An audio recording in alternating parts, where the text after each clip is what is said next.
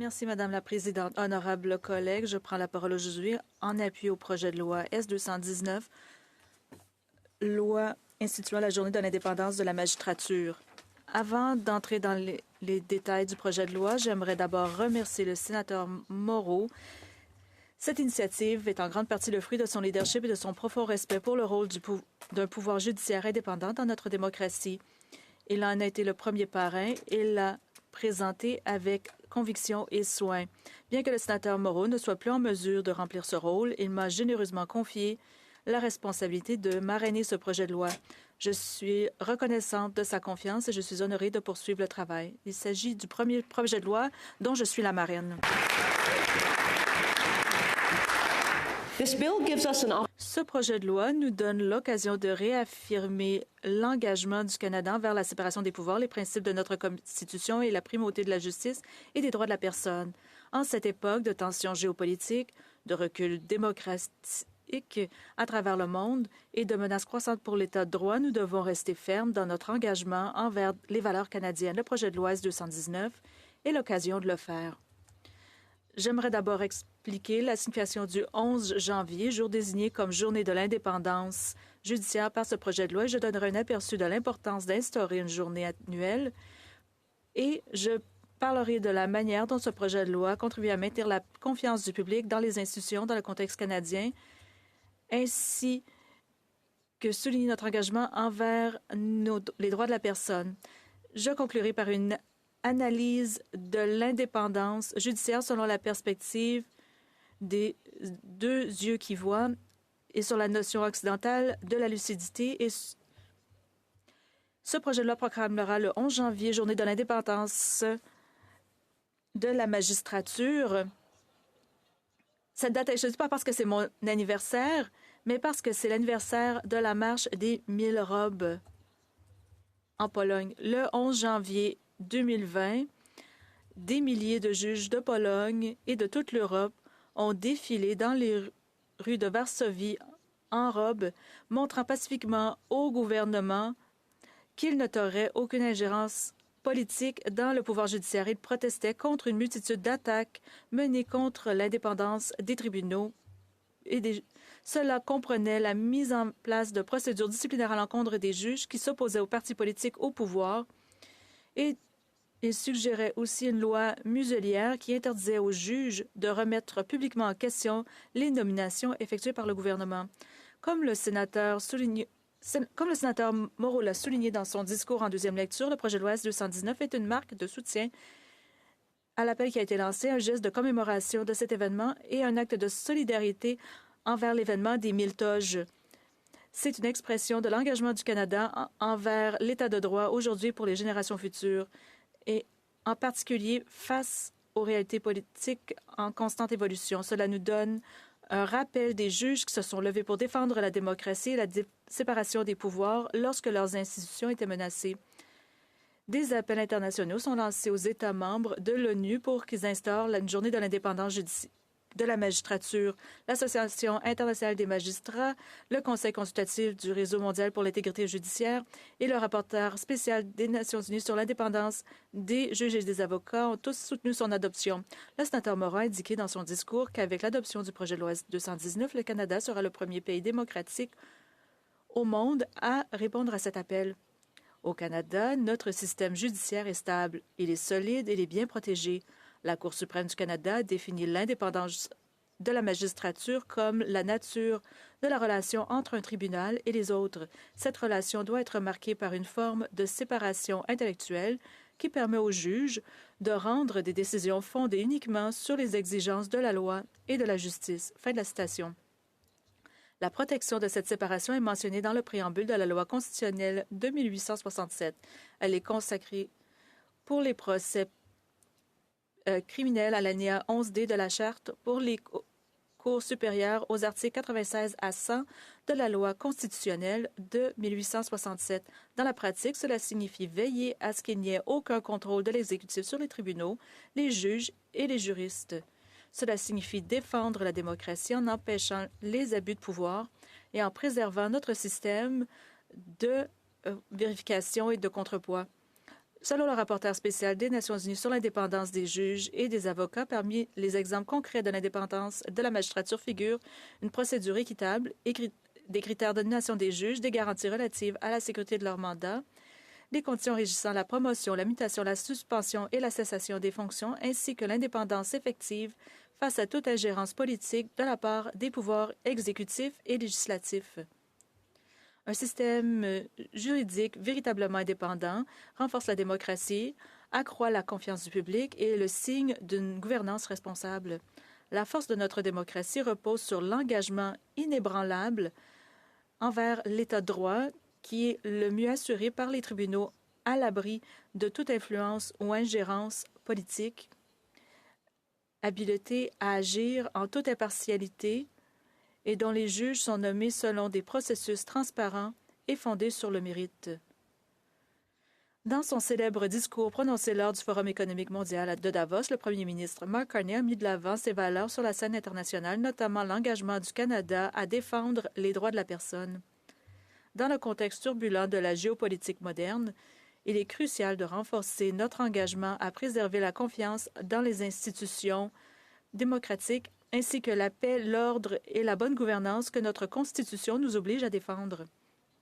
Le premier ministre Carney a déclaré lors du forum que le Canada possède, et je cite, les valeurs auxquelles beaucoup d'autres aspirent. Le Canada est une société pluraliste qui fonctionne. Notre espace public est animé, diversifié et libre. Fin de la citation.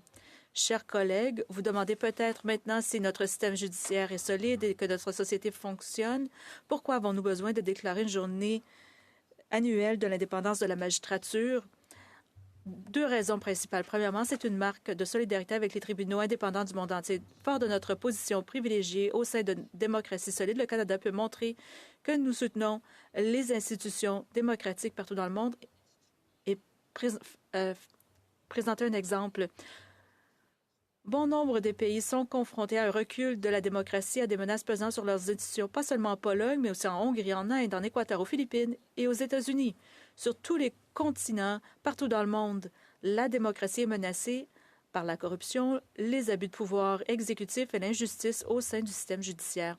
En adoptant le projet de loi S-219, le Canada deviendra une nation pionnière qui défend fièrement ses valeurs, d'autant plus que les institutions démocratiques du monde entier sont menacées. Deuxièmement, la deuxième raison de la journée, une journée annuelle célébrant l'indépendance de la magistrature nous rappellera sans cesse la nécessité de maintenir notre engagement en faveur d'un système juridique prévisible, indépendant et transparent ici même. L'Association des juges suédois, qui opère également dans un pays où l'indépendance judiciaire est bien garantie, soutient la journée de l'indépendance de la magistrature car elle constitue un rappel récurrent que les principes fondamentaux de l'État de droit ne peuvent être tenus pour acquis, mais exigent de l'attention, des connaissances et un sens partagé des responsabilités, même dans les pays où la position des tribunaux est actuellement forte. Le projet de loi S-219 garantira que chaque année, nous soyons amenés à faire le point sur l'état de notre démocratie et à réaffirmer notre attachement à l'État de droit. Il instaure un moment annuel pour reconnaître notre responsabilité collective de soutenir un pouvoir judiciaire qui agit dans l'intérêt de la justice et de la Constitution sans être entravé par des influences politiques. Chers collègues, la démocratie est un processus actif qui exige un réengagement fréquent vers nos valeurs et une réévaluation de la solidité de nos institutions. Rappelons-nous cela chaque année en instituant une journée de l'indépendance de la magistrature. Je voudrais discuter de la manière dont ce principe de lucidité et la notion autochtone de la vision à deux yeux peut nous éclairer sur la valeur de l'indépendance de la magistrature. L'exécutif canadien a déjà évoqué à 2 reprises l'importance de la lucidité. Dans le discours du trône, Sa Majesté le roi Charles III a présenté ce principe en cette chambre en relation avec les défis nationaux et mondiaux sans précédent auxquels le Canada est confronté.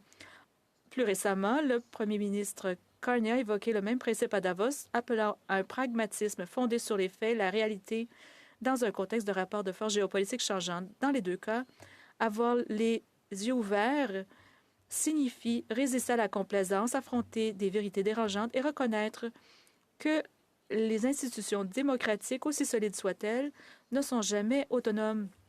Cela signifie de reconnaître directement les défis, les complexités ou les contradictions auxquelles nous pouvons être confrontés dans la gouvernance nationale et internationale. Cette approche s'aligne sur l'enseignement Mi'kmaq de la vision à deux yeux. La vision à deux yeux, telle que prônée par le Dr Albert Marshall d'Excastony en Nouvelle-Écosse, est une manière de comprendre qui nous invite à voir d'un œil les forces des traditions constitutionnelles occidentales et de l'autre œil les forces du savoir autochtone. D'un œil, nous voyons la tradition constitutionnelle occidentale, l'état de droit, la séparation des pouvoirs et l'indépendance du pouvoir judiciaire en tant que garantie structurelle. Cet œil voit le texte de notre Constitution et les arguments juridiques occidentaux qui protègent nos tribunaux indépendants de toute ingérence exécutive ou politique. Il met l'accent sur l'impartialité, la prévisibilité et la légalité. De l'autre œil, nous pouvons voir les enseignements autochtones Mi'kmaq fondés sur la relation et la responsabilité. Cette perspective conçoit l'autorité non pas comme un commandement, mais comme une confiance. Elle met l'accent sur l'équilibre, la responsabilité relationnelle, l'humilité dans le leadership et la responsabilité d'agir en pensant aux générations futures. La justice, à travers ce prisme, n'est pas abstraite. Elle est vécue, relationnelle et mesurée dans la capacité des décisions à préserver l'harmonie et la dignité des peuples. Nous considérons la valeur de la justice à travers le prisme de la communauté et du respect des obligations que nous avons les uns envers les autres. Lorsque nous utilisons les deux yeux ensemble, nous voyons plus clairement, plus sagement et plus complètement. Ensemble, ces perspectives mettent en lumière une vérité commune. La justice doit être indépendante, fondée sur des principes et protégée. L'État de droit n'est pas simplement une doctrine juridique. C'est une alliance entre l'État et son peuple et garantit que le pouvoir est limité, que les droits sont protégés et que la justice est accessible à tous. Dans mes traditions Mi'kmaq, on trouve un parallèle similaire. L'autorité doit s'exercer avec respect, les décisions doivent honorer la communauté et l'équité est une responsabilité sacrée. Chers collègues, au cœur de ces deux traditions se trouve le même principe, l'indépendance du jugement. L'indépendance de la magistrature n'est pas un privilège des juges, c'est une garantie pour la société, c'est une protection qui nous est due.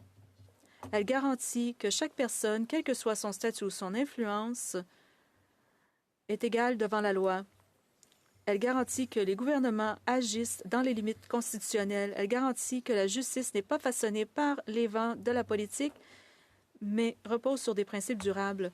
Pour que cette indépendance soit réelle, elle doit être protégée non seulement par le texte constitutionnel et la doctrine juridique, mais aussi par la vigilance, la culture et la responsabilité collective.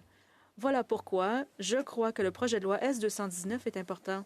En instaurant la journée de l'indépendance de la magistrature, nous créons un moment annuel de réflexion. C'est une marque de soutien à la résistance dont ont fait preuve les juges européens le 11 janvier 2020. Nous nous rappelons que la démocratie nécessite de l'attention, que les institutions nécessitent une bonne gestion et que l'indépendance de nos tribunaux, tout comme la liberté qu'ils protègent, ne peuvent être tenues pour acquises. Nous affirmons à la fois les engagements occidentaux en faveur des droits de la personne et les valeurs Mi'kmaq d'équilibre, de responsabilité relationnelle et de respect pour les générations à venir. Plus que jamais, gardons les yeux grands ouverts, unissons nos forces en gardant les deux yeux ouverts pour protéger l'indépendance du pouvoir judiciaire sur laquelle repose la justice, la démocratie et la confiance du public. Instaurons une journée de l'indépendance de la magistrature.